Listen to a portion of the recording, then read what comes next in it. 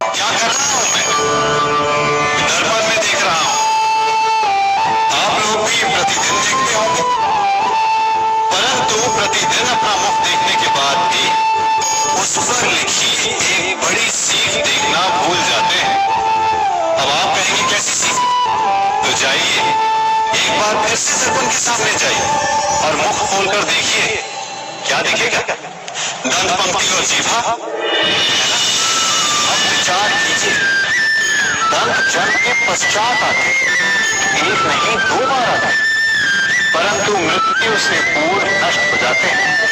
और जीभा जन्म पहले से होती है, परंतु मनुष्य के मृत्यु के पश्चात भी उसके अस्तित्व में रहती है।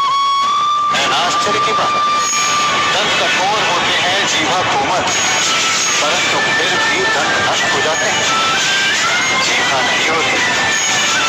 यही रहस्य है कि हठी और कठोर लोग शीघ्र नष्ट होते और कोमल लचीले आवश्यकता के अनुसार स्वयं में परिवर्तन ला सकने में सक्षम लोगों का ही अस्तित्व रहता है। अर्थात परिस्थितियों के अनुसार स्वयं को लचीला बनाना सीखिए और आपका जीवन सरल हो जाएगा। संबंध एक सहारा होता है जीवन, और संबंधी वो होते हैं जिनसे आवश्यकता पड़ने पर सहायता मांगी जा सके, जिन पर विश्वास किया जा सके कि बुरे समय में वो हमारे काम आएंगे।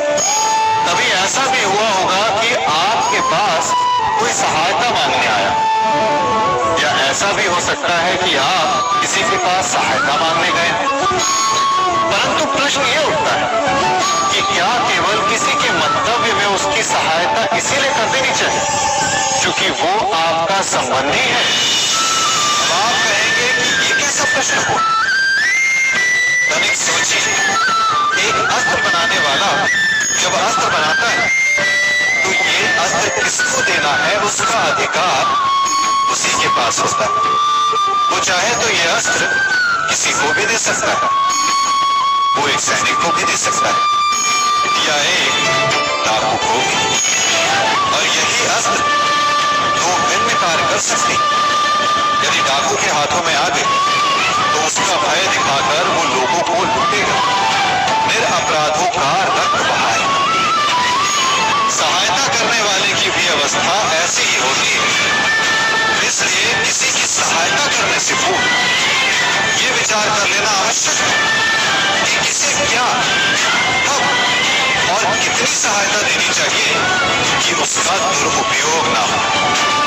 यदि आपकी सहायता से कोई अधर्म हो तो उसके उत्तरदायी आप ही होंगे।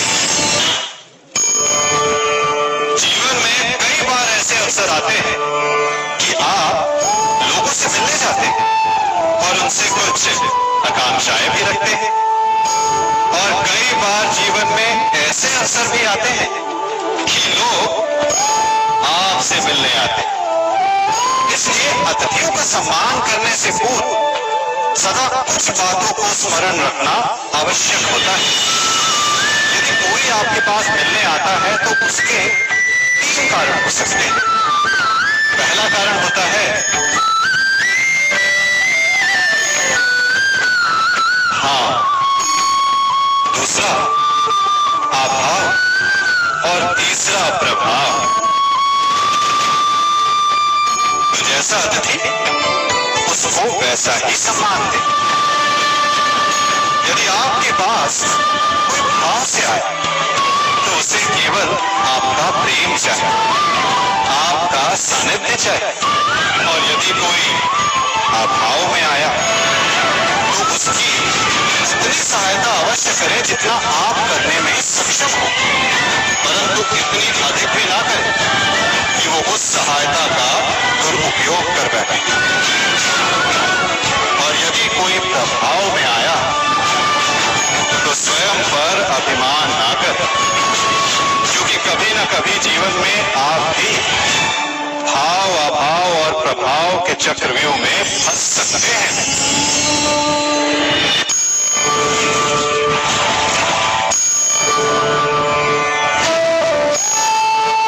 यदि जल को कसकर बांधे तो जल कैसे अपना मार्ग बनाकर निकल जाता है, इसी धारा की भांति यही अवस्था हमारे अपनों के साथ भी होती है। अधिकतर हम जिनसे प्रेम करते हैं, हम सदा उन्हें अपने समीप रखना चाहते हैं, स्वयं से दूर नहीं होने देना चाहते।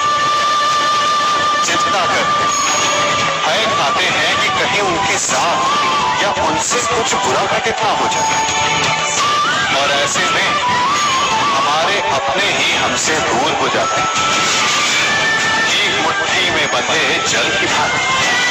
इसलिए जिनसे आप प्रेम करते हैं उन्हें स्वतंत्र कर दीजिए, उनकी सोच को स्वतंत्र बनने दीजिए, उन्हें अपने मार्ग स्वयं ढूंढने दीजिए, क्योंकि आप सदा उनके साथ उन्हें मार्ग दिखाने के लिए नहीं रहने वाले।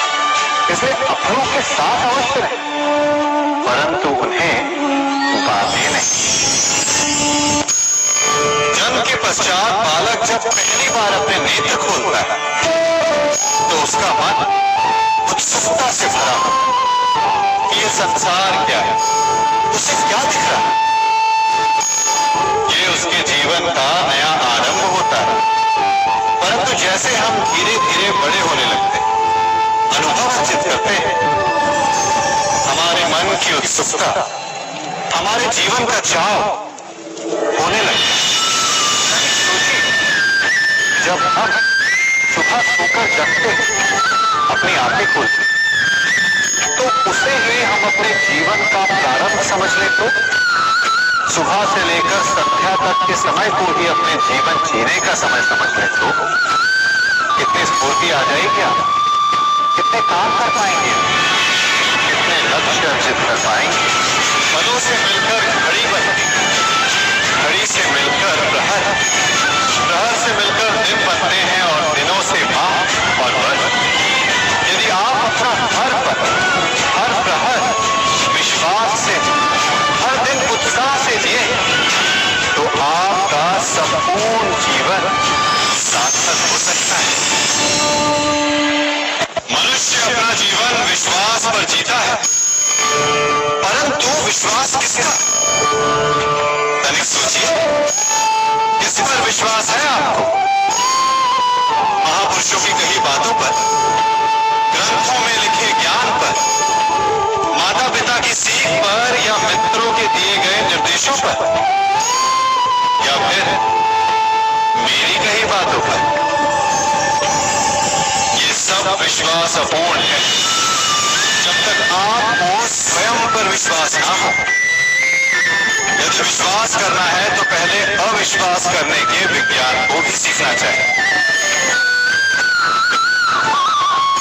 आप किसी की बातों पर विश्वास मत करें, आप अपने मन से पूछिए, अपनी अंतरात्मा से प्रश्न करें, और जो उत्तर मिलेगा वही सबसे उचित होगा।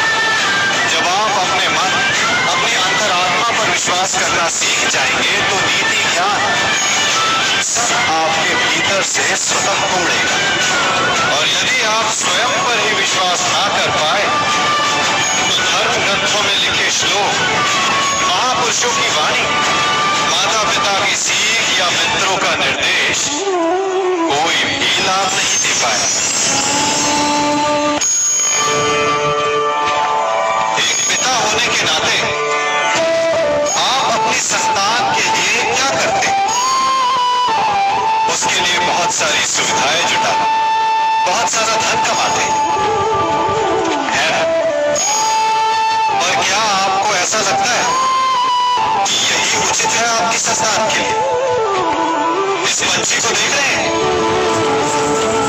ये भी संतान को जन्म देता है, उन्हें पालता है, पोसता है, उड़ना सिखाता है और भोजन का प्रबंध भी करना सिखाता है। परंतु उनके बड़े हो जाने के बाद उनके लिए अलग से घोंसला नहीं बनाता। क्यों? क्योंकि यदि इसने संतान को सब कुछ करके दे दिया तो संतान क्या करेगी? वो अपनी संतान को तब तक भोजन कराता है जब तक उसकी संतान स्वयं भोजन का प्रबंध करने में सक्षम नहीं हो जाता। और उसका लाभ ये मिलता है कि उसी की भांति उसकी संतान आत्मनिर्भर बनती है। इसलिए अपनी संतान को उतनी ही सुविधाएं दें जितनी आवश्यक है। मोह को त्यागे। आपका उनसे मोह उन्हें कभी आत्मनिर्भर नहीं बनने दें। अपनी संतान को कर्म करना सिखाइए। यदि आपकी संतान कर्म करना सीख गई तो वो धन स्वयं कमा लेगी, और यदि वो आलसी अकर्मण्य बन बैठे तो आपके संचित धन का भी नाश कर देगी। संसार में सबसे बड़ा संबंध कौन सा है? अब आप पूछेंगे कि ये कैसा प्रश्न है? इसका उत्तर तो बड़ा सरल है, यही ना। परंतु इस प्रश्न के भी कई उत्तर हैं। कोई कहेगा माता और पुत्र का संबंध, तो कोई कहेगा पिता पुत्री का संबंध, तो कोई पति पत्नी का, और तो कोई भक्त और भगवान का संबंध। परंतु तनिक गहराई से देखेंगे तो पाएंगे ये सारे संबंध या तो जन्म से जुड़े होते हैं, या समाज में बना दिए जाते हैं, या फिर किसी आकांक्षा के चलते बनते हैं। तो सबसे बड़ा संबंध कौन सा होता है? उलझ गए ना? सबसे बड़ा संबंध होता है मित्रता का, क्योंकि मित्र हम स्वयं चुनते हैं, जिसमें ना कोई आकांक्षा होती है, ना ही कोई स्वार्थ छिपा होता है। यदि कुछ होता है तो केवल साथ का आना। अपने बीते दिनों को स्मरण कीजिए। जब आप घर से बाहर निकलते होंगे तो सबसे पहले किसका स्मरण होता था? मित्र का। परंतु जैसे जैसे मनुष्य बड़ा होता जाता है, सफल होता जाता है, मित्र छूटते जाते हैं, और फिर वो अपनी आय, अपने जीवन के स्तर के अनुसार मित्रता करने लगता है। उसके मन में ये विचार आ जाता है कि मित्रता बराबरी वालों से ही होनी चाहिए। यही सोच अनुचित है, क्योंकि मित्रता बराबर वालों से नहीं होती। मित्रता हमें बराबर करती है। इसलिए नए मित्र अवश्य बनाइए, परंतु अपने पुराने मित्रों को भूलिएगा मत।